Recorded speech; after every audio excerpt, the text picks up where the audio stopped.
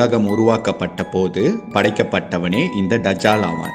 இந்த உலகம் அழியும் காலத்தின் இறுதியில் டஜால் கடலுக்கு அடியில் இருந்து வெளியே வருவான் என கூறப்படுகிறது.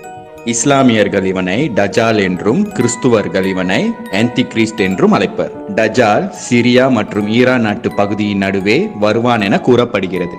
உலகம் அழியப் போகும் இறுதி காலத்தின் போது டஜால் தோன்றி மக்களிடம் தான் இறைவனின் தூதுவன், தன்னை பின்பற்றினால் சொர்க்கம் கிடைக்கும் என பொய்களை கூறி மக்களை தீய வழிக்கு கொண்டு செல்வான் என கூறப்படுகிறது.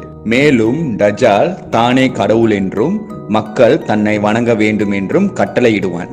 இவன் மக்கா மடினா இடத்தை தவிர்த்து உலகின் மற்ற அனைத்து பகுதியையும் தன் ஆட்சிக்கு கீழ் கொண்டு வருவான் என கூறப்படுகிறது. டஜால் சுருட்டை முடி, உடல் சிவப்பு நிறம், ஒரு கண் குருடாக இருக்கும், குருடான கண் திராட்சை பழம் திணித்தது போல இருக்கும், மற்றொரு கண் மின்னுகிற பச்சை